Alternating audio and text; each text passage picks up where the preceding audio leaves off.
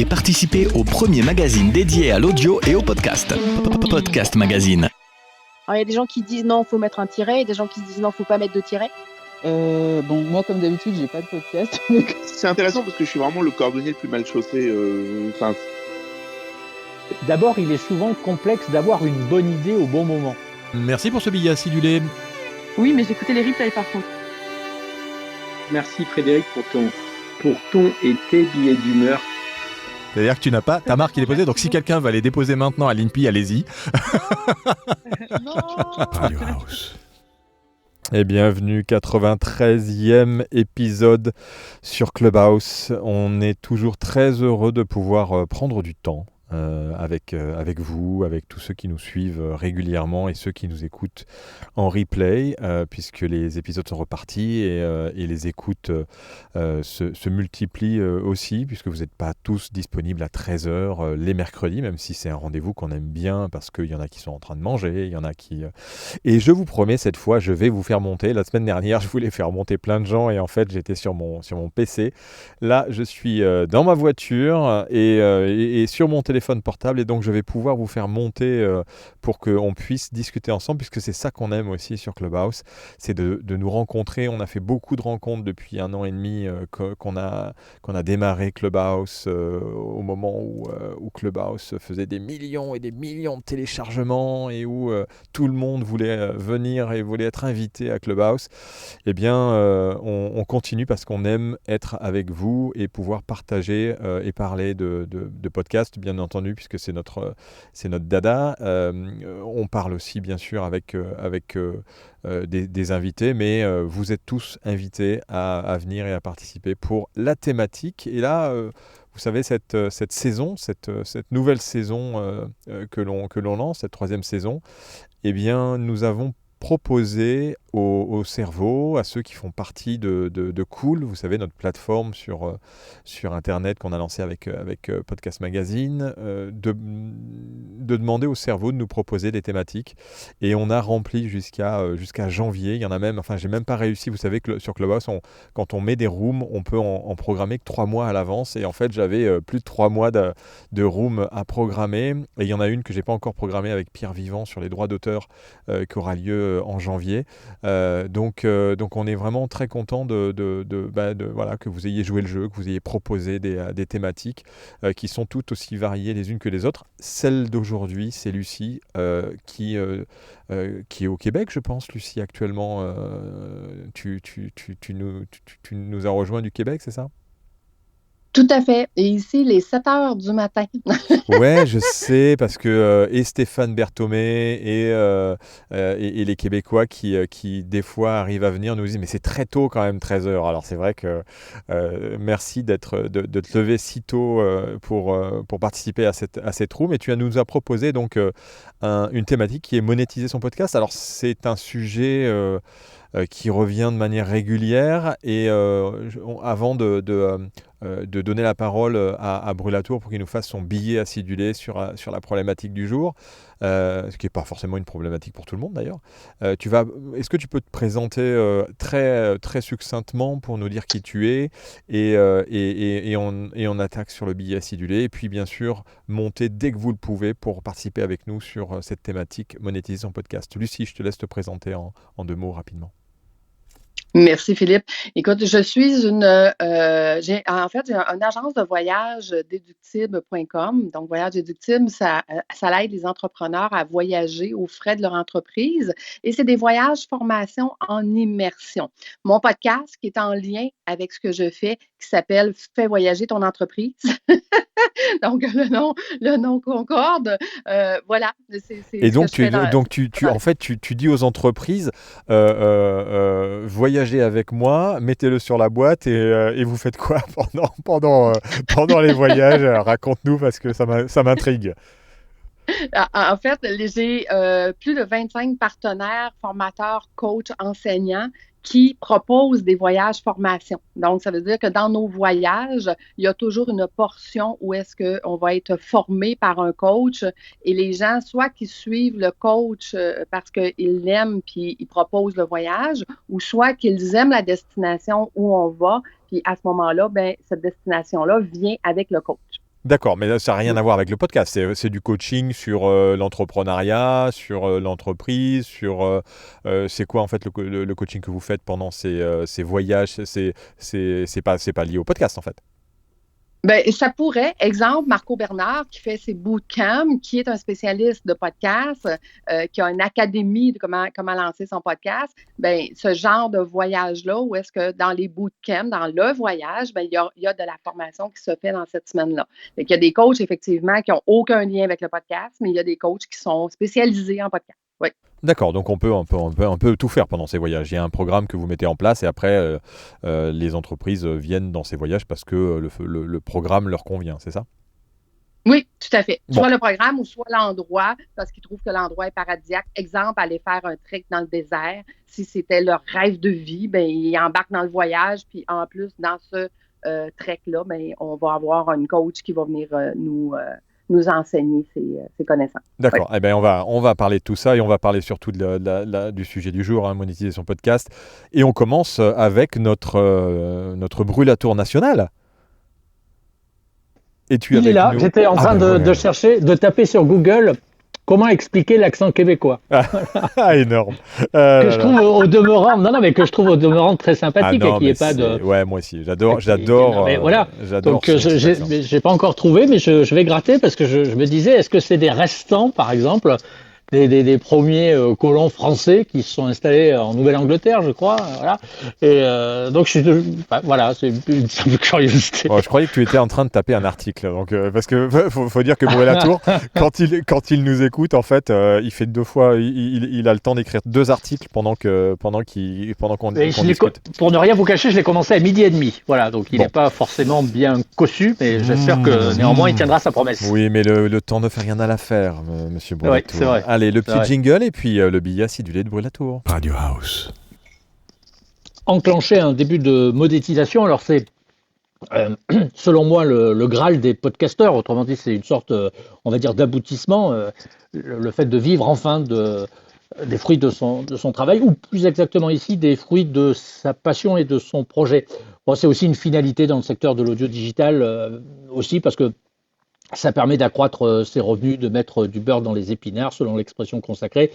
Ça, c'est la théorie. En pratique, très très rares sont les podcasteurs qui vivent des fruits de leur travail. Donc moi, personnellement, je laisserai aux spécialistes le soin d'aborder l'épineuse question des CPM. CPM, ça signifie coût pour 1000. Alors, je dis difficile question parce que le CPM varie souvent considérablement en fonction d'une plateforme à l'autre. Et au-delà de ce coût, il y a d'abord aussi la question qui est liée fondamentalement à l'audience. L'audience qui doit être générée afin de pouvoir espérer percevoir un reversement publicitaire, un revenu publicitaire. Ici, c'est pas que les choses se compliquent, elles sont beaucoup plus terre à terre dans ce domaine-là. Vous générez beaucoup d'audience, vous pouvez prétendre à une rémunération correcte. C'est aussi simple que ça, c'est mathématique. Pour 1000 écoutes, grosso modo, quelques dizaines d'euros. Comprenez que si votre podcast génère seulement quelques dizaines d'euros, il n'y a aucun espoir pour que celui-ci vous permette d'arrondir vos fins de mois. Bon, est-ce que c'est normal? Oui et non. Oui, selon moi, parce que ça permet de nettoyer l'offre, de rendre l'offre plus qualitative. Non, parce que un podcast qui ne génère pas d'audience, et donc ici pas de revenus, c'est pas parce qu'il est dans cette équation-là que c'est un mauvais podcast. Autre interrogation qui revient souvent aujourd'hui, est-ce que c'est dans l'ADN du podcast que de générer des profits? C'est une question qui est intéressante parce que à ses débuts, il y a déjà bien longtemps, le podcast était considéré comme un espace de liberté, avec une règle récurrente, qu'il n'y ait pas de règle, justement, à l'instar, par exemple, de la radio. Pour autant, pas d'inquiétude, vous pouvez désormais gratter quand même un petit billet sans passer par cette case CPM qui est réservée, vous l'avez compris, à des podcasteurs qui ont la couenne épaisse, à des célèbres podcasteurs. Moi, je vous propose 3 solutions pour ne pas passer par cette case CPM. D'abord, l'accompagnement par une entreprise. C'est la meilleure des solutions. C'est la plus rapide. Je ne dis pas que c'est forcément la plus simple, mais je dis que c'est la plus rapide. Vous choisissez une entreprise qui, pour différentes raisons, les valeurs de votre podcast, le contenu de votre podcast, l'image que vous représentez, va accepter de vous soutenir financièrement. Elle va donc vous allouer une somme globale qui va vous permettre, par exemple, d'acheter du matériel, de payer vos abonnements, de promouvoir votre travail et donc de dégager un bénéfice. Il faut proposer un solide dossier, c'est-à-dire lui prouver l'utilité de votre travail et être perspicace. Vous pouvez demander 1 500, 5 000 euros ou plus. C'est possible que l'entreprise ne vous demande d'ailleurs rien en retour. Il est plus courant que cette dernière, néanmoins, exige une citation avant, pendant, après ou l'insertion d'un visuel. 2, l'accompagnement par une marque. Alors, ici, vous avez proposé à une marque de rassembler dans un podcast ce qui la représente. C'est-à-dire que vous ne maîtrisez pas forcément le contenu de votre propre podcast parce que ici, la marque a son mot à dire. Donc, elle paye l'orchestre, donc elle choisit la musique. Vous calculez le prix de revient de votre production, vous dégagez un bénéfice. Alors, bien entendu, pour séduire cette marque, il faudra convaincre. Prouver probablement, j'en sais rien, votre expérience, démontrer que il y a derrière tout cela une audience aussi, et donc une sorte de visibilité qui permettra, in fine, d'accroître la notoriété de cette marque. Et puis 3, l'accompagnement par une communauté. Alors ça, c'est une autre solution. C'est la moins rapide, sauf si vous disposez déjà vous-même d'une communauté. Et vous allez solliciter cette communauté pour lui demander de vous accompagner et de vous soutenir financièrement. Plus votre communauté est qualitative, pas obligatoirement quantitative, plus votre communauté est qualitative, généralement, plus ça fonctionne. Vous lancez un appel aux dons via une plateforme, il en existe des dizaines aujourd'hui, vous fixez un objectif, vous faites une promesse, et si votre projet est intéressant, logiquement, vous avez des chances pour que cette communauté qui vous accompagne vous soutienne financièrement. Bon, Philippe, pour terminer, je dirais que pour réussir sa monétisation, il faut comprendre la mécanique de la monétisation. Et ce que je remarque autour de moi, c'est que tous les podcasteurs veulent monétiser leur podcast, autrement dit gratter un petit billet, ce qui est somme toute assez logique, mais ne maîtrisent pas cette mécanique de la monétisation. C'est même le premier conseil que vous devriez suivre. Si vous comprenez les mécanismes d'audience, votre podcast sera plus facile à commercialiser. Est-ce que vous êtes capable de générer un minimum de 5000 lectures par épisode? Si c'est le cas, c'est déjà un bon début. Est-ce que vous êtes capable de comprendre qu'avec une audience de 5000 lectures par épisode, vous allez générer, Philippe me contredira tout à l'heure si je commets une erreur, mais grosso modo 70 €, 80 chez les bonnes plateformes, un peu moins le plus souvent. Est-ce que vous êtes capable de séduire une marque qui vous accompagnera à hauteur par exemple de 10 000 € pour une seule série de podcasts? Ça, c'est aussi des questions qu'on doit fondamentalement se poser. Est-ce qu'un individu est en capacité à monter sur tel ou tel projet? Alors, je ne parlerai pas ici du principe de Peters, vous savez que plus on grimpe, moins on sait, mais ce sont des questions qui sont quand même fondamentales et de bien comprendre cet aspect lié à la monétisation qui n'est pas forcément complexe. Je ne parle pas du mode d'emploi de la monétisation, je parle de son principe mécanique. Un peu comme si et peu de gens, peu d'automobilistes le savent, mais comment fonctionne une voiture une fois que vous avez percuté, vous savez tout de suite où intervenir lorsqu'il y a un petit pépin, où vous réagissez très rapidement à l'oreille. Bon, pour le podcast, Philippe, c'est un peu la même chose. Donc maintenant, à vous de jouer.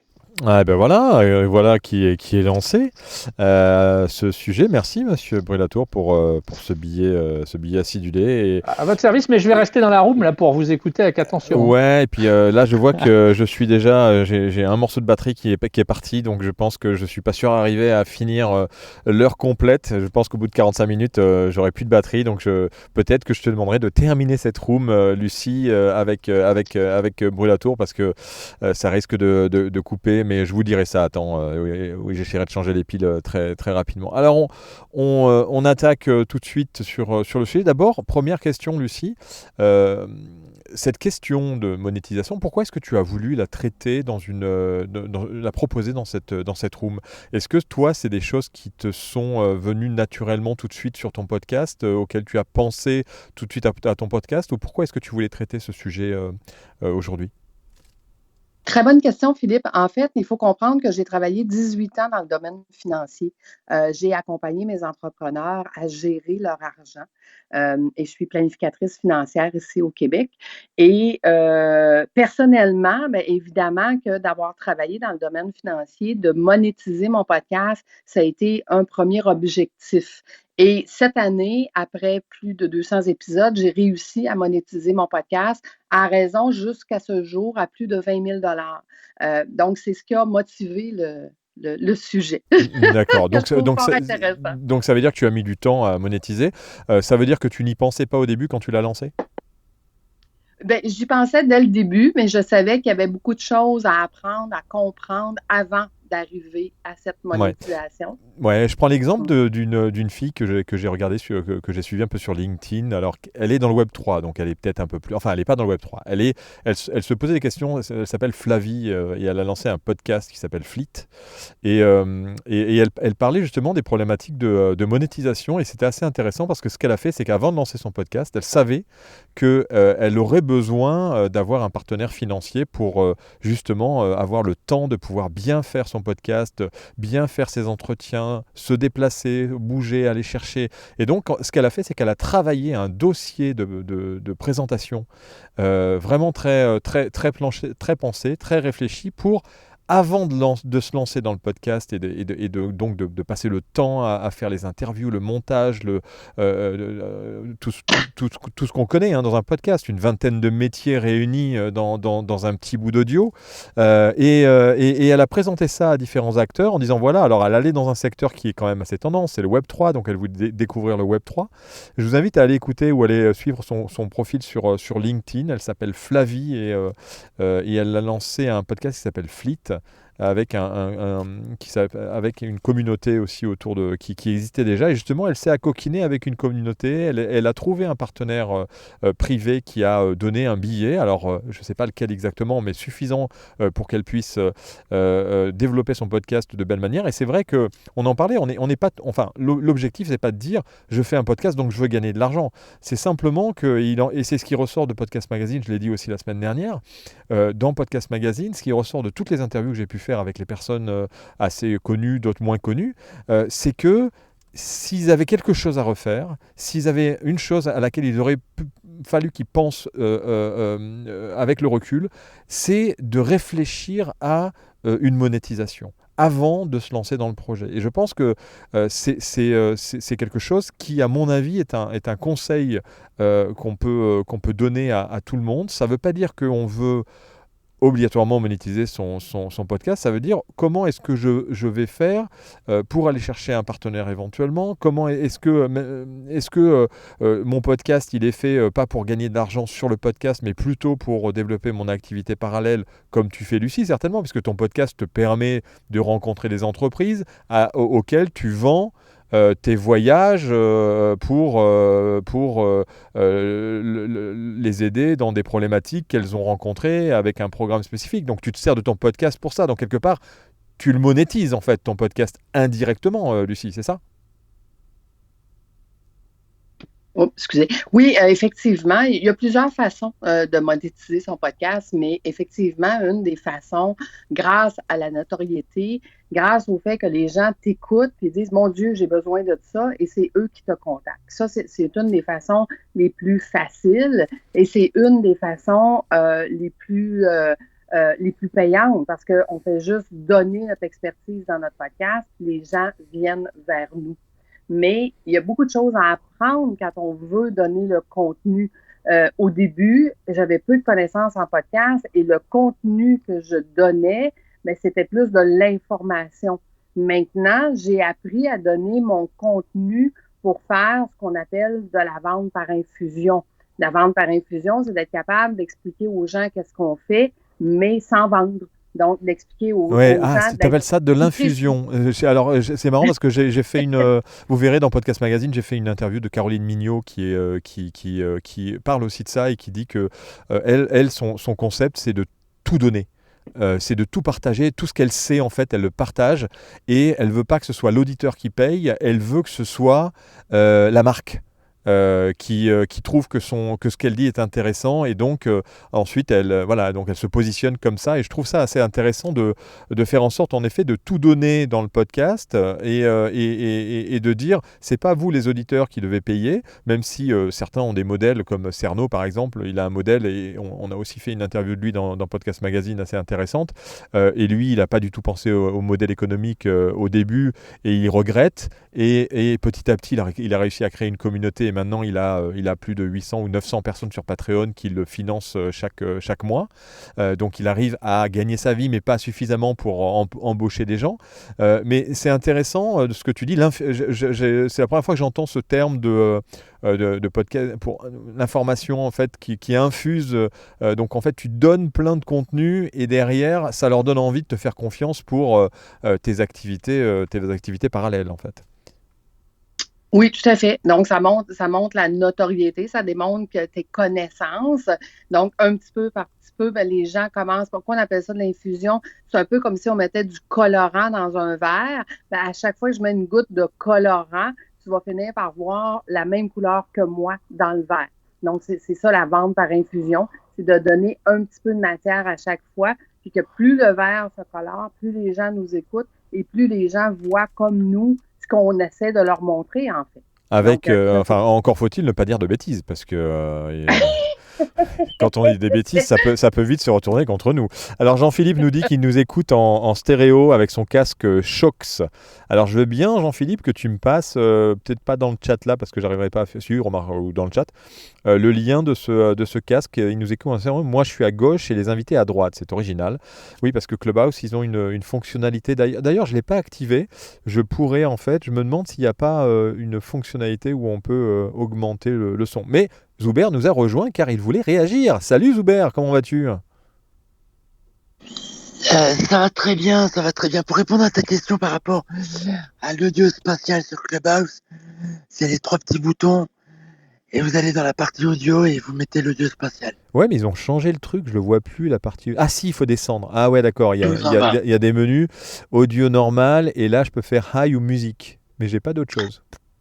Bon. Ah voilà. Bon. Après, ça, peut-être on va dire que tu as peut-être un vieux téléphone. Après, voilà. Bah en fait oui, moi tant que mon téléphone ne casse pas, je continue à l'utiliser. À toi Zuber, tu voulais réagir et puis Étienne vient de nous rejoindre aussi. Salut Étienne, à toi Zuber. Dis-nous tout. Moi j'aurais deux questions. La première, c'est peut-on tout monétiser et est-ce que la monétisation va pas nuire à la créativité? Bonne question. Je pense que vous avez 3h30. On a 3h30. Lucie, je ne sais pas ce que tu en penses. Fred aussi, peut-être, si tu veux intervenir sur cette chose. Moi j'ai tendance à dire que c'est pas une question de monétisation. Oui, je pense que tout est monétisable. C'est la manière de le faire qui est importante. J'ai tendance à... je vais me faire des gens qui sont pas forcément d'accord avec moi, mais j'ai tendance à dire, quand on a fait l'interview avec Mathieu Stéphanie, Clémentine Gallet, que vous retrouverez, je me répète, je suis désolé, mais dans Podcast Magazine, en fait, ils ont ce luxe et cette chance de choisir les marques qui les payent. C'est assez original, mais... et je trouve que c'est génial. C'est-à-dire que tu vas chercher des marques parce que tu aimes vraiment le produit et tu es un utilisateur, tu es quelque part le premier fan de ce produit. Et tu leur dis, écoutez, je suis fan de votre produit, et parce que je suis fan de votre produit, et parce que je sais que je fais un contenu de qualité et que j'aurais envie de partager, ça ne veut pas dire qu'il s'interdit de parler du produit, même quand il ne sponsorise pas, et il le fait directement dans ses podcasts, il va parler de marques des fois qu'il aime bien, mais là, il dit, on officialise le fait, et en plus, je fais ce qu'on appelle un host read, c'est la publicité pour moi qui est la plus pertinente, je trouve, parce que elle engage l'hôte avec la marque en fait. Et si l'hôte n'aime pas la marque, d'abord ça se voit tout de suite, et puis après il a l'air un peu ridicule. Et surtout c'est l'engagement qu'on a vis-à-vis des auditeurs, cette promesse qu'on leur fait de dire je ne vous parlerai que de choses que j'aime bien de mon côté, et je ne me prendrai pas de publicité simplement parce qu'un mec me dit je veux prendre de la pub sur ton podcast. Donc je pense que c'est plutôt la manière en fait et la promesse que tu fais à tes auditeurs qui est importante, et il faut démarrer avec, parce que si tu changes en cours de route, on en avait parlé avec Mathieu Genel à un moment sur un de ses podcasts où il avait fait une pub pour un bouquin McDo, et il s'était fait incendier par les parents parce qu'il parlait de McDo à leurs enfants, alors que le bouquin était très bien, le bouquin dont il parlait, qui était donné par McDo, était vraiment un bouquin remarquable, mais il s'est fait parce que il avait peut-être pas non plus dire qu'il allait parler de marque à l'intérieur de ses podcasts. Donc je pense qu'il y a la promesse et puis la méthode à faire. Je sais pas ce que tu en penses, Lucie, puis on donnera la parole à Étienne juste après. Mais en fait, moi, je ne sponsorise aucune marque. Les gens m'achètent moi grâce au contenu que je fais. Donc, ça veut dire que c'est une façon de monétiser son podcast, d'avoir des sponsors, puis d'avoir des marques. Mais attends, quand tu dis que tu achètes toi, c'est-à-dire tu parles pas d'eux en fait? En fait, quand moi je fais mon contenu, les gens aiment le contenu que je fais et c'est eux qui prennent contact avec moi par la suite pour dire Lucie, je veux tes produits et tes services. Donc, quand je disais vendre la notoriété. Voilà, tu vends par infusion. Enfin, tu vends tes services en dehors de ton podcast. Et là, on parlait, c'est vrai, de monétiser le contenu du podcast avec des sponsors, des marques dont on va parler à l'intérieur du contenu. Mais encore une fois, il y a différentes manières de monétiser un podcast, et il y a différentes manières aussi. Par exemple, il y a des podcasteurs qui font des e-books, il y a des podcasteurs qui font des produits dérivés. Enfin, il y a différentes manières de monétiser. On va accueillir Étienne qui voulait réagir. Salut Étienne. Étienne, es-tu avec nous? Tu as ton micro de fermé, je pense, ou tu es peut-être pas en mesure de parler. Non. Étienne n'est pas en mesure de parler. Frédéric, tu voulais réagir? Oui, moi j'ai juste une question parce que j'ai abordé le sujet très succinctement tout à l'heure, mais combien on peut espérer gagner en fonction du nombre de diffusions? Moi j'ai abordé le coût pour 1000, par exemple. Ouais. Alors j'ai dit qu'il variait selon les plateformes. Est-ce que c'est le cas? Quelle est la moyenne du CPM aujourd'hui? Autrement dit, pour faire un billet de 1500, 2000, 3000, 4000, 5000, combien d'écoutes ou de téléchargements il faut générer? Et là, on va logiquement s'apercevoir, si j'ai raison, qu'il faut générer beaucoup de téléchargements et d'écoutes. Oui, alors en fait, ça va dépendre de beaucoup de choses, de beaucoup d'éléments. En moyenne, aujourd'hui, le CPM sur de la programmatique. Alors la programmatique, je rappelle, c'est, vous savez, ces publicités qui viennent vraiment en intrusion dans votre podcast, que vous ne contrôlez pas, que vous ne maîtrisez pas, et qui va venir en intro. Donc, il va venir en pré-roll, qui va venir en mid-roll ou en post-roll. En général, en France, il y a très peu de mid-roll. Aux États-Unis, au Québec, peut-être aussi, Lucie, il y a pas mal de mid-roll qui sont utilisés. Là, j'écoutais un podcast tout à l'heure du Paris Podcast Festival sur Spotify. Ils sont carrément, c'est pas un pré-roll, c'est un espèce de après le podcast démarre et puis paf, il y a une espèce de programmatique. D'ailleurs, c'était pour c'est marrant, c'était le Canada qui avait pris une publicité dans un des podcasts qui est sélectionné dans le Paris Podcast Festival. C'était Meurice, le truc de Meurice là, Meurice président, ou je sais plus comment il s'appelle ce podcast. Donc il a commencé et juste après, au bout de, je sais pas, 1 minute, il y a eu une pub complètement intrusive sur le Canada, venez au Canada francophone, et ça a duré peut-être 20 secondes. Donc en fait, il y a aussi d'autres formats qui sont... Bon, pour résumer au niveau du tarif, on est entre 15 et 20 euros sur la programmatique, le CPM. Et pour le host read, c'est-à-dire la publicité qui est parlée au début d'un contenu, ou même en mid-roll, c'est-à-dire qu'on peut faire un host read à l'intérieur, au milieu de son podcast, on peut monter jusqu'à Mathieu Stéphanie, qui est un de ceux qui fait payer le plus cher le CPM. Il est à 80 euros du CPM sur son podcast Génération Do It Yourself. Et après, on peut monter, et après on peut faire un gré à gré aussi. C'est-à-dire que tu peux dire à une marque, vous êtes présent sur toute ma saison, vous payez 10 000 euros et je sais que moi en moyenne j'ai tant de téléchargements ou d'écoute. Alors c'est compliqué, et puis on pourrait faire une room complète sur l'audience, parce que la mesure d'audience et le calcul d'audience et voilà, c'est pas aussi net et clair que ça en a l'air et que ce que vous voyez dans vos statistiques. Ça, on pourra en reparler, mais en gros, si vous donnez une estimation de votre statistique, vous pouvez arriver arriver à faire ce qu'on appelle un gré à gré. Donc vous avez la programmatique, c'est la pub qui vient, et là on est à peu près du 15-20 euros au CPM. Le host read, on va être sur du 80 euros CPM pour ceux qui font payer cher, sinon on est en moyenne sur du 50 euros CPM. Et bien entendu, on dit qu'on commence à monétiser un podcast à partir de 5000 écoutes par mois. En dessous, c'est difficilement monétisable au niveau des régies publicitaires qui proposent. Et après, bien sûr, il y a une autre chose, c'est que ça, c'est quand vous vendez en direct. Mais quand vous passez par une régie publicitaire, il va y en avoir de plus en plus des régies publicitaires qui vont arriver. Et bien là, vous réduisez bien sûr votre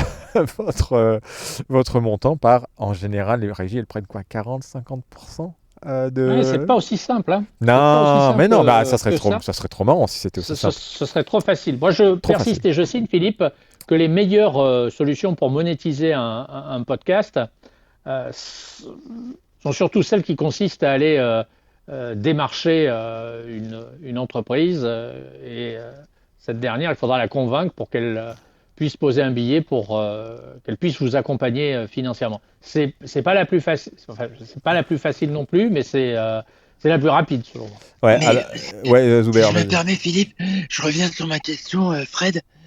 C'est pareil, quel sujet? Tu vois, par exemple, moi je traite de l'accessibilité. C'est pas évident de trouver les boîtes, les entreprises qui veulent en parler, tu vois. Je pense que c'est pas n'importe qui ou n'importe quel sujet qui peut faire appel à ce service. Ah bah oui, c'est sûr de la niche. Là, pour le coup, c'est une niche, donc il faut concentrer ses efforts sur des entreprises qui fournissent des produits ou des services autour de l'accessibilité. Ça me semble être des applications. Logique.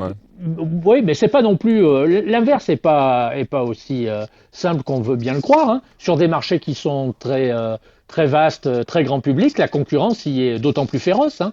Il est aussi très difficile, par exemple, si vous faites un podcast sur le cinéma ou sur la télévision, j'évoque des thèmes qui sont quand même relativement beaucoup plus fédérateurs que celui de l'accessibilité. C'est pas non plus plus simple que d'aller toquer à la porte d'une entreprise qui est spécialisée dans le cinéma ou dans celle de la télévision. Hein. Allez, on va passer la parole parce que Étienne, je ne sais pas si tu es de retour et je voulais, en attendant qu'Étienne arrive, lire les petits messages sur le chat. Oui, on t'entend, super Étienne. De Lucas Foy qui demande si on demande des dons pour soutenir le podcast, que doit-on offrir en retour pour les gentils donateurs? Moi, j'ai tendance à dire pour la planète, ne fabriquons pas de mugs et de t-shirts qu'il faut d'abord recevoir, ensuite renvoyer. Pour moi, c'est des e-books, des choses digitales, des contenus. Des bonus, beaucoup de bonus. Pour moi, c'est ça. Après, vous pourrez dire ce que vous voulez. Puis je continue. Au Canada, Lucie, tu nous dis que c'est du 100 à 125 $ du 1000, donc du CPM. Donc c'est beaucoup plus haut que ce que fait Mathieu Stéphanie. Et puis, Lucas nous dit aussi, pour le démarchage de marque, il faut monter des audiences officielles de la CPM où une simple capture d'écran des statistiques de plateforme de diffusion suffit. Alors la CPM, c'est une certification, c'est au cul du camion sur les serveurs. Il y a aussi l'AIB et j'ai vu que Ocha venait de passer à l'AIB. Ça veut dire que tous ceux qui sont chez Ocha vont avoir une baisse d'audience considérable puisqu'on ne passe plus de quelques secondes d'écoute pour avoir être comptabilité, mais on passe à 30 secondes. Donc il faut avoir écouté 30 secondes sur IAB pour faire en sorte que vous soyez comptabilisé et qu'en plus ils vérifient les adresses IP, qu'il n'y ait pas de doublons, et ils font en sorte aussi de dédoublonner toutes les 24 heures pour faire en sorte. Donc tous ceux qui sont chez Ocha vont avoir une baisse considérable de leur audience, c'est normal, et ça permet justement d'éviter les écueils qu'on connaît avec les classements aujourd'hui qui sont posés au cul du camion, les certifications ACPM ou ISTAT de médiamétrie, où on connaît les problématiques qu'il y a aujourd'hui pour ça, et c'est en lien avec la monétisation bien sûr, puisque le modèle économique aujourd'hui d'une industrie, elle est basée sur la mesure d'audience, et que la mesure d'audience aujourd'hui de l'ISTAT, elle n'est pas forcément. D'abord, elle compte principalement les replays, et que les radios ont cette maligne habitude de découper tous leurs podcasts d'un même épisode en 10, voire en 15. Et des fois, j'ai même vu sur RTL des phrases découpées, carrément, pour faire en sorte que vous ayez avec le flux RSS un téléchargement automatique à chaque fois qu'ils mettent une phrase, par exemple des grosses têtes, et ça multiplie par 10 l'audience. C'est pour ça que vous avez des audiences de millions et des millions d'écoutes sur le replay comparé au podcast natif. Donc là, c'est pour ça que faites attention. Et pour la CPM et l'IAB, c'est pareil. On a toujours la même problématique de la calcul d'audience, divisé par 3 le réel de ce que vous voyez. Pourquoi ? Parce que c'est simple. Aujourd'hui, j'écoute un podcast sur mon téléphone. Je continue chez moi de mon ordinateur avec une autre adresse IP. Et ensuite, je vais être sur ma tablette sur une autre connexion chez un ami. Je vais écouter le même podcast et je vais avoir une troisième adresse IP. Donc, je vais avoir 3 écoutes alors que je suis une personne qui écoute le même podcast. Donc, aujourd'hui, les audiences ne veulent pas dire grand-chose. Par contre, c'est sûr que si vous voulez, pour un annonceur, il va vous falloir lui montrer en effet le back-office vous faites une capture d'écran de votre back-office de Ocha ou des statistiques que vous avez. En général, dans un dossier de presse, si vous mettez le nombre d'écoutes, personne ne va aller vous demander les captures d'écran de vos statistiques. Mais il faut être le plus honnête possible, bien entendu, parce que derrière, la CPM, si un jour vous êtes certifié, alors pour être certifié, bien sûr, il faut payer, c'est pas donné. Et c'est pour ça d'ailleurs que vous avez vu chose à savoir qui est sortie de la CPM, parce que voilà, ils ont décidé d'arrêter. Ils étaient à 6 millions d'écoutes numéro 1 et d'un seul coup c'était Hugo Décrypte qui est arrivé numéro 1. Donc c'est celui qui paye en fait qui est certifié, comme d'ailleurs chez Médiamétrie. Ce qui me gêne pas, je trouve ça tout à fait normal. Allez, je passe la parole parce que je parle trop en fait. Tunnel. Étienne. Est-ce que ça marche? Mais oui, très bien. Non, ça ne marche pas. Ouais, super, excuse-moi. Du coup, tu as déjà été très, très complet. Je rajouterais juste, sur les débuts d'écoute, autour de 10 000 écoutes, il y a je crois que c'était dans une masterclass, ils indiquaient qu'en fonction du fait que tu travailles sur une niche ou que tu sois, plutôt mainstream, par exemple Mathieu Stéphanie qui travaille sur le digital ou qui fait des interviews, lui, il doit être à 200 000 écoutes, 300 000 écoutes par mois. Donc toi, si tu fais du digital mais que tu as que 5 à 10 000 écoutes par mois, ça va être plutôt compliqué. Maintenant, si tu es, je sais pas, tu as un podcast sur les dentistes et que dans ton audience, tu as 10 000 dentistes, eh ben, les annonceurs vont être hyper intéressés en fait Ouais, c'est par le ciblage, c'est ça. par Ouais, cette, c'est ça. par cette audience. Ça, c'est le premier point. Le second point, t'en parlais Frédéric, Ocha là qui vient d'ouvrir, effectivement, la monétisation chez Ocha en automatique, ils prennent effectivement 40% des revenus. Et le dernier point que je voulais préciser, c'était ce que disait Lucie tout à l'heure. Les autres manières que moi j'ai envisagé pour, pour, euh, pour monétiser, donc il y a tout ce qui est livres, BD, etc. Mais il y a aussi du coup les affiliations par lien. Donc on peut mettre un lien en description en disant les réductions, en disant vous, si vous achetez ce produit, blablabla, vous aurez 20% de réduction si vous allez sur ce site. Et puis il y a le Patreon ou Buy Me a Coffee où là, c'est que la personne est satisfaite de l'épisode parce qu'on a donné des informations de manière gratuite et elle va donner 2 euros, 3 euros sur Patreon en abonnement ou Buy Me a Coffee, juste 2 euros sur ce moment précis. Voilà les Ouais, 3 idées. qui marche pas mal quand c'est clair que c'est des choses à réfléchir. On va donner la parole à Christophe parce qu'il y a aussi Jean-Philippe qui a demandé et puis il y avait Raphaël qui avait levé la main, mais je ne sais pas si tu l'as baissé ou pas volontairement, Raphaël, puisqu'on parlait de niche et on sait que voilà, Raphaël il est dans une niche aussi avec les fans de Prince. Christophe, c'est à toi. Ouais, bonjour à tous. Étienne et Philippe, vous avez fait un bon tour, y compris Frédéric sur la monétisation. Je voulais juste redonner du baume au cœur à certains podcasteurs, parce qu'en vous écoutant, on pourrait se dire, au final, je suis pas un Stéphanie, et puis pour y arriver à 300 000, ça va être très compliqué.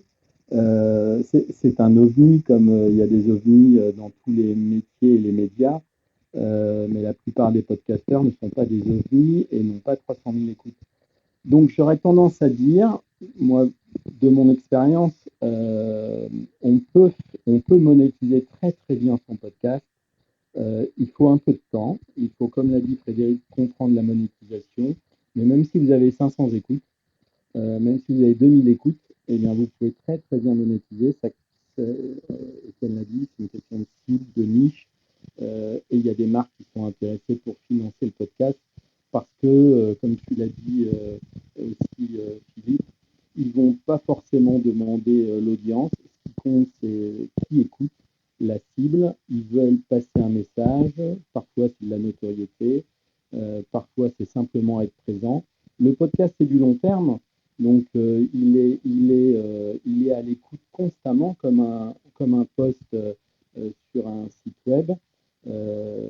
J'aurais tendance à dire il faut créer un blog parce qu'il faut mêler le SEO pour avoir un bon référencement et la marque sera contente d'être référencée aussi sur le post, ce qui permettra de ranker, de remonter sur des mots-clés très précis. Et ça, c'est une stratégie à avoir dans la monétisation d'un podcast, souvent oubliée par les podcasteurs. C'est d'avoir un site, hein, c'est ça que tu dis ? Oui, d'avoir un site web. On t'entend assez loin, Christophe. Je sais pas si... Là, tu m'entends mieux, là, hein? Ah, tu ouais, m'entends mieux? Ah non, mais là, c'est le jour et la nuit, Christophe. Mais qu'as-tu fait? T'as mangé ton micro ou... Ouais, non, désolé. Je positionnais pas correctement mon smartphone. Donc, ouais, je disais que un site web, c'est très important parce que ça va permettre de monétiser le SEO à la marque et d'être présent aussi sur le web, et ça va drainer du trafic sur le podcast. Et la marque sera contente parce qu'elle sera bien rankée aussi sur des mots-clés. C'est une stratégie à avoir et il ne faut pas penser que podcast, 100% podcast. Il y a peu de podcasteurs qui le font, mais ceux qui le font en tirent des bénéfices, quoi. Ouais, et puis Lucie commente sur le chat, allez faire un tour, ou avec plein d'idées aussi, où on peut faire des livres audio, on peut faire des tables rondes, on peut faire avoir des invités payants. Ah, alors les invités payants, j'ai fait une petite news d'ailleurs dans Podcast Magazine, vous verrez, parce que je ne sais pas si vous avez entendu, mais en Angleterre, il y a des choses qui se passent quand même par rapport à la publicité, c'est qu'elle n'est pas forcément très très encadrée, d'ailleurs en France non plus, même si l'Arcom commence, puisque l'Arcom, pour votre information, le CSA qui gérait la radio et la télévision a maintenant fusionné avec Adopi, ce qui fait qu'ils ont maintenant la compétence d'Internet et notamment du podcast, et ils vont commencer à mettre leur nez sur la partie publicitaire de vos podcasts. Et qu'est-ce qui se passe en Angleterre et aux États-Unis ? Eh bien, en fait, ils obligent les podcasteurs à bien indiquer à quel moment est-ce que c'est de la publicité et à quel moment ça n'en est pas. Et je trouve que ça paraît aussi normal, parce qu'il y a pas mal de podcasteurs qui des fois passent des messages un peu subliminaux à l'intérieur du podcast et qui et notamment des invités payants sans que l'auditeur le sache. Et là, c'est gênant parce que aux États-Unis, on monte à $40,000 l'invité. Dans certains podcasts qui sont très réputés. Et j'en parle dans Podcast Magazine. Et puis voilà. Alors, encore pas mal de réactions. Il y a notre ami... Merci Christophe pour ton intervention toujours très, très judicieuse. Jean-Philippe est avec nous. Salut Jean-Philippe.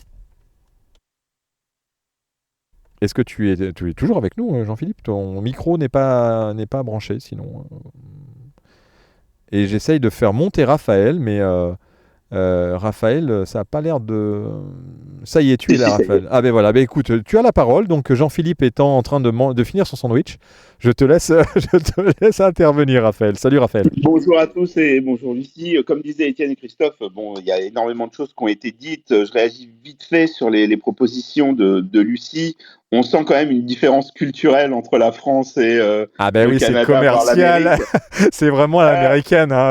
C'est-à-dire que faire payer les invités, être un invité payant, etc., c'est pas complètement dans la culture. C'est une très bonne idée, il faut le faire, mais c'est pas complètement dans la culture.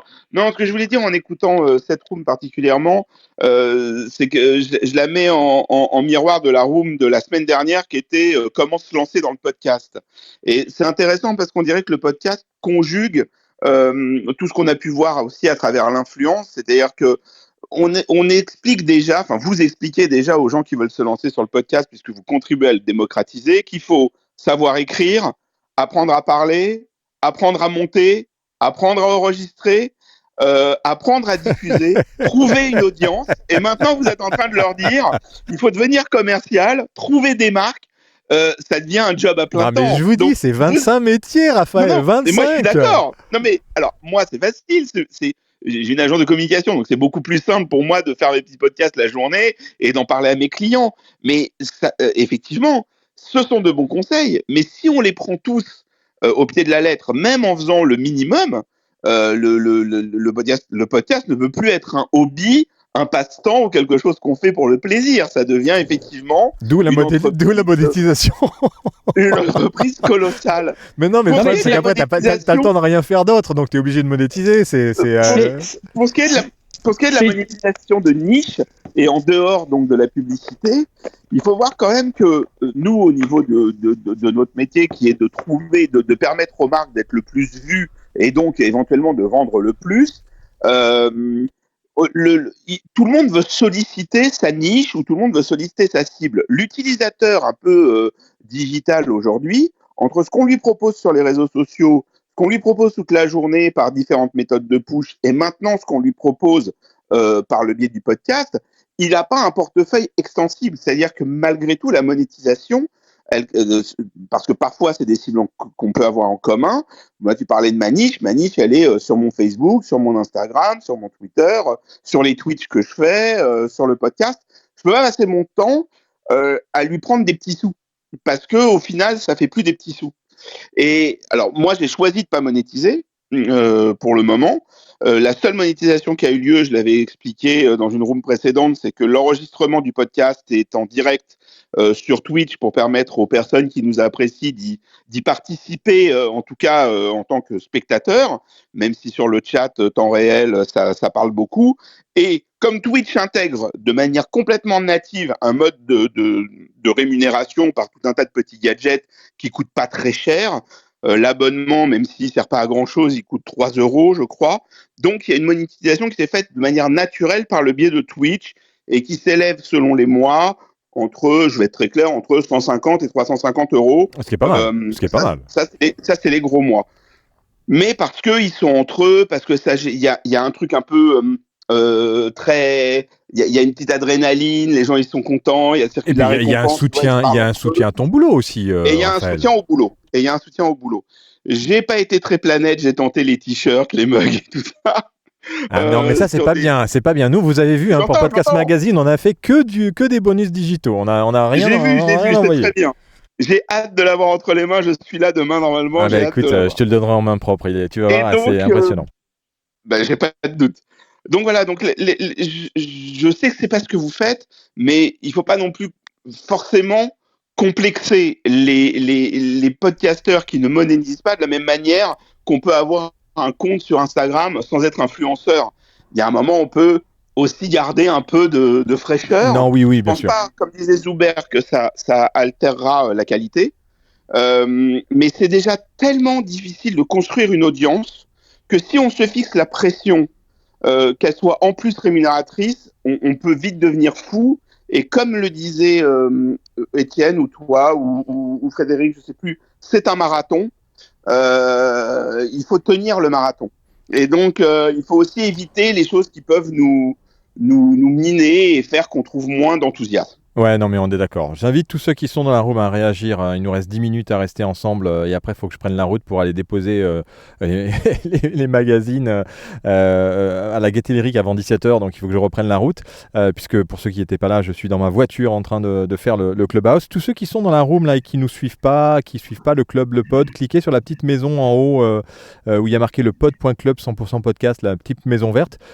Suivez le groupe, abonnez-vous au groupe, cliquez sur nos profils, Philippe, Frédéric, Lucie et les autres, si vous voulez cliquer sur follow pour être alerté de nos prochaines rooms. Tous les mercredis à 13h, on se retrouve, on a un sujet qui est proposé par nos cerveaux. Les cerveaux, c'est des gens qui sont comme vous, mais qui ont décidé de passer le pas et de nous aider à rédiger dans Podcast Magazine. Et on en a un certain nombre ici présents qui ont rédigé dans Podcast Magazine qui va sortir, qui est sorti d'ailleurs, vous pouvez aller l'acheter si vous voulez sur podcastmagazine.fr.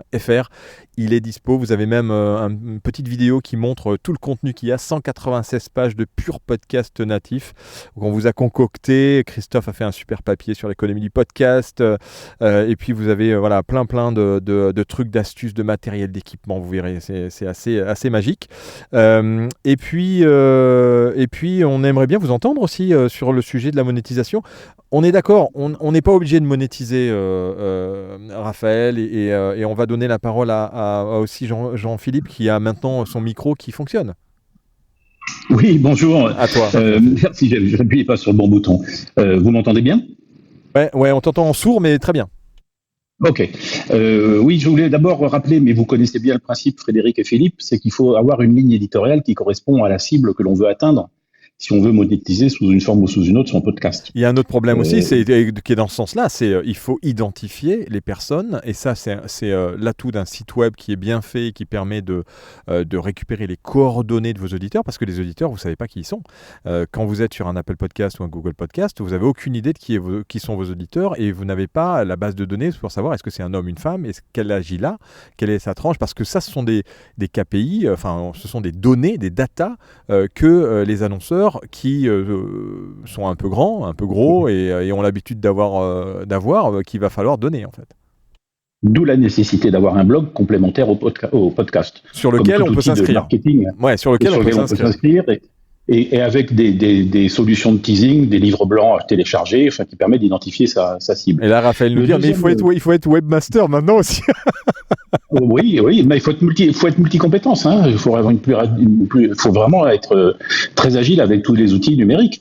Maintenant, ce que l'on peut faire aussi, c'est monétiser ses services en proposant à des entreprises ou des associations de commerçants ou des municipalités qui sont très nombreuses à pas utiliser les podcasts, à produire leur propre podcast parce que ça devient un moyen de communication. Le seul enjeu, la problématique à considérer, c'est qu'aujourd'hui, l'audimat des podcasteurs, et là aussi vous le savez bien, c'est 30% environ de la population française. Alors peut-être que le Paris Podcast Festival va nous donner de nouveaux chiffres, mais les derniers que j'avais en tête, c'est 30% de la population française consomme des podcasts natifs, je précise bien, pas des replays, et leur profil type, c'est 25-35 ans, CSP+, et urbain. Ouais. Donc, est-ce que notre cible correspond à ce profil, en fait ? Non, mais là, moi, j'ai décidé...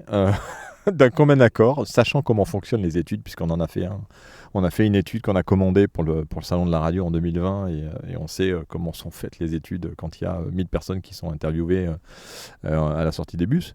C'est que les statistiques, malheureusement, elles ne veulent pas dire grand-chose. Je ne suis pas sûr que 30% écoutent des podcasts natifs, en tout cas dans les grandes villes peut-être. Ce qui est certain, c'est que nous, on a fait une étude directe sur 600 personnes à Brive-la-Gaillarde et on est à des pourcentages qui sont catastrophiques. Ils ne savent même pas ce que c'est un podcast en fait. Ils n'ont jamais écouté un podcast et déjà un smartphone, ils l'utilisent pour envoyer des SMS. Quoi. Donc je pense qu'il faut malheureusement c'est pas tant on est loin. C'est pas tant le problème, Philippe. C'est pas tant le problème. Je pense que je pense que si vous voulez faire du podcast tous autant que vous êtes, il faut y aller maintenant. Parce que ce sera plus facile après. Si vous êtes les premiers sur le terrain, et ça vaut pour le podcast, pour le jardinage ou pour que sais-je encore, sur tous les secteurs. Si vous êtes les premiers sur le secteur, vous aurez, à mon avis, davantage de chances de pouvoir vous y développer et y perdurer. Oui, sauf si tu avais la bonne idée. Je vais vous donner un chiffre. Moi, je suis administrateur, vice-président communication au sein de la fédération SINOF, qui est la fédération des métiers de l'ingénierie et du conseil. On a à peu près 3500 adhérents, mais quand je leur parle de podcast, il y en a 90% qui ne savent pas ce que c'est. Mais voilà. Mais ça, c'est pour moi, on est très très loin aujourd'hui du mainstream au niveau du podcast. Et si le mainstream qu'on a, c'est-à-dire ceux qui connaissent le podcast, c'est parce qu'ils écoutent les grosses têtes, On date raconte, tous ces podcasts qui sont des replays de radio, parce que les radios utilisent le terme podcast, et c'est normal puisque ce sont des podcasts, on peut s'y abonner, il y a un flux RSS, donc elles ne peuvent pas dire que ce n'est pas des podcasts, et c'est pour ça qu'on a décidé avec la Lettre Pro de la radio, grâce aux réactions qu'il y a eu d'ailleurs sur LinkedIn, mais on en avait déjà parlé avec Fred depuis longtemps, d'arrêter de parler de podcast sans spécifier si c'est du replay ou du natif. Donc maintenant, dans chacun des articles qu'on publie sur la Lettre Pro de la radio, ou sur Podcast Magazine ou sur le pod.fr, on spécifie si c'est un replay, podcast replay, ou si c'est un natif, podcast natif. Et après, il y a la difficulté qui est supplémentaire, et d'ailleurs on en a parlé sur LinkedIn il n'y a pas si longtemps avec Stéphane Berthomé, qui est aussi d'ailleurs qui est un Français mais qui est au Québec, et enfin là il vient pour le Paris Podcast Festival aussi, donc on va le rencontrer dans pas longtemps, qui me disait que Hugo Décrypte, c'est un podcast natif. Eh ben non, Hugo Décrypte, c'est un podcast replay parce qu'il est d'abord diffusé sur YouTube. Donc en fait, le replay n'est pas uniquement sur de la radio, c'est de la rediffusion d'un contenu qui a déjà été diffusé quelque part en direct, en fait. Voilà la vraie définition. Donc c'est difficile de pouvoir vraiment tout catégoriser, mais on essaye maintenant, en tout cas, de différencier le natif. Et le natif, il est quasi inexistant. Et en plus, quand il est existant, c'est souvent très stigmatisé avec des thématiques et on le voit aussi là au Paris Podcast Festival. Je suis désolé, je balance, mais c'est comme ça. 50% des podcasts qui sont retenus au Paris Podcast Festival, c'est parce qu'on parle de féminisme, on parle de racisme, on parle comment on appelle ça là, le non-binaire, voilà, le genre. Donc et on met de côté énormément de podcasts de qualité natifs qui n'ont pas de place dans ce genre de festival-là. Et ça, c'est dommage. Parce que ça va, on a la même lecture de la programmation de cette année, je suis rassuré. Mais non, mais c'est pas. Non, mais je veux pas médire. Ne nous trompons pas, la majorité de notre auditoire, dans notre spécialité respective, ils connaissent pas le Paris Podcast Festival, donc c'est pas pour eux un référentiel. C'est notre communication qui va nous permettre de le faire. Et oui, l'essentiel. C'est le seul truc un peu, tu vois, c'est le seul truc un peu visible. C'est le phare du podcast en France. Ouais, le phare, je sais pas si c'est le phare. Oui, c'est un petit phare par rapport à la population. Maintenant, il faut pas oublier une chose, c'est comme tout contenu qui se respecte, si on veut avoir de la visibilité, il faut produire du contenu qui intéresse vraiment sa cible. Moi, je le vois au travers de mon blog.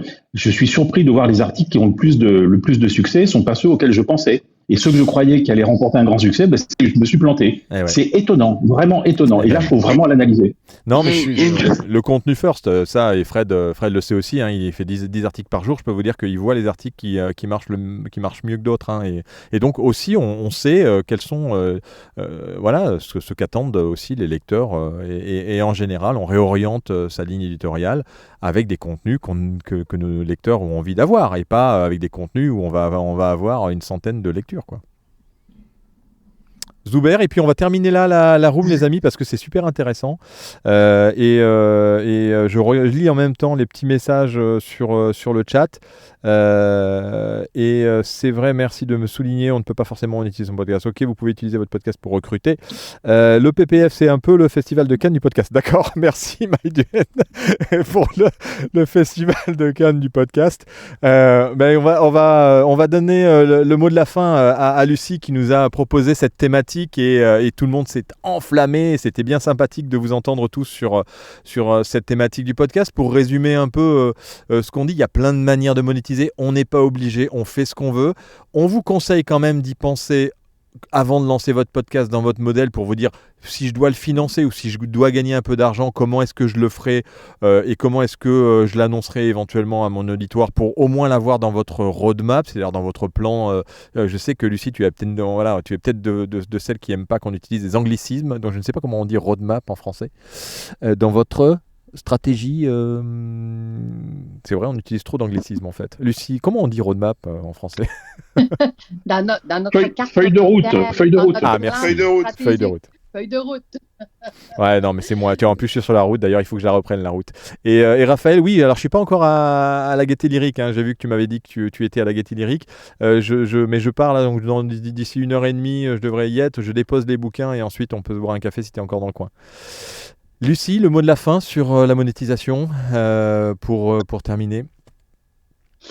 Et ce que je retiens aujourd'hui, c'est qu'il y a quand même des différences culturelles entre l'Amérique et l'Europe.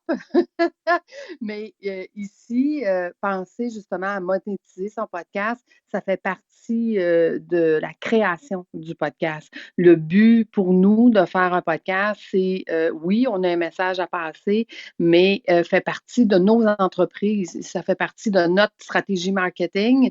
Donc, comment on va l'utiliser dans cette optique-là. D'accord, bah oui, non, mais on est d'accord. Et puis on le voit aussi, tu vois, Marco, dont tu as parlé tout à l'heure, quand on va voir les sites web que vous avez, sont des sites très, pour nous qui ont une approche très américaine du marketing et de oui, tu vas, grâce à moi, gagner ça et tu vas pouvoir faire ça et tu vas pouvoir. Ça, c'est vraiment pas du tout français en fait, dans l'approche. Et c'est vrai que c'est assez marquant la différence qu'il peut y avoir entre une communication sur un site web qui va proposer du marketing ou qui va proposer du développement personnel ou qui va proposer des services au Québec ou aux États-Unis et à des sociétés françaises. Il y a certains Français qui font un peu comme ça et malheureusement ça fait vite pchit en France. Bon, en tout cas, merci Lucie beaucoup pour ta présence, d'être levée si tôt et d'avoir été avec nous dans cette room. On se retrouvera d'ailleurs un peu plus tard ensemble dans une autre room que tu as proposée. Vous pouvez aller voir sur le programme lepod.fr/podcast avec un S. Et pour tous les heureux possesseurs de Podcast Magazine, eh bien, vous aurez le programme des rooms et le programme des masterclass que l'on démarre. Vous savez, les masterclass, elles ont lieu tous les mois, tous les premiers vendredis du mois. Et la prochaine, ce sera avec Colette Confesse, Colette, qui fait un podcast très intéressant et on va parler d'anonymat, on va parler de plein de choses assez sympathiques avec elle dans cette masterclass et on se retrouve bien sûr la semaine prochaine à 15h n'importe quoi, à 13h pour la prochaine room. On était vraiment très heureux de vous retrouver dans cette room Clubhouse. Cliquez sur la petite maison verte pour vous abonner, cliquez sur les profils pour suivre tous ceux que vous avez entendus et puis surtout moi parce que c'est important de me suivre pour pouvoir être alerté à chaque fois que je lance une room, même si c'est Lucie qui a lancé celle-là. Et puis, on se voit au Paris Podcast Festival pour ceux qui ont la chance d'être parisiens pendant quelques jours. Demain, c'est la journée pro. Vendredi, samedi, dimanche, on est au 2e étage. Venez nous taper la bise et acheter votre magazine. On n'en donne aucun, je vous le dis. Simplement, j'avertis tout le monde, on ne donne aucun magazine papier. Vous venez l'acheter, s'il vous plaît, parce que c'est du participatif. Donc, soyez cool. Donc voilà, on est au 2e étage et on est là de l'ouverture jusqu'à la fermeture. On est très content du résultat et j'espère que vous serez content et que vous en parlerez autour de vous et que vous inciterez un peu tout le monde à démocratiser, à faire en sorte qu'ils découvrent cet univers qu'est le podcast natif qui nous passionne, qui vous passionne et qui nous fait nous retrouver aujourd'hui, demain, jusqu'à dimanche et puis tous les mercredis et puis on espère encore longtemps comme ça. Merci Frédéric pour ton billet, les intervenants. Lucie, allez voir Lucie sur sa page, bien entendu. Pour voir un peu ce qu'elle propose, puisque ça peut aussi vous intéresser. Et on se dit bon après-midi, bossez bien et à mercredi prochain. Allez, ciao à tous.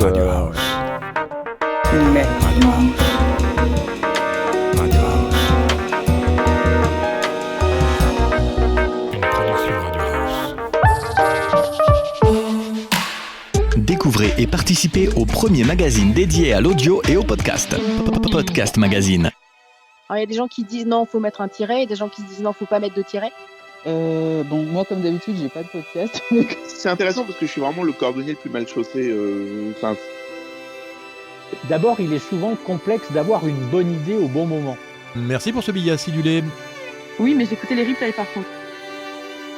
Merci Frédéric pour ton et tes billets d'humeur.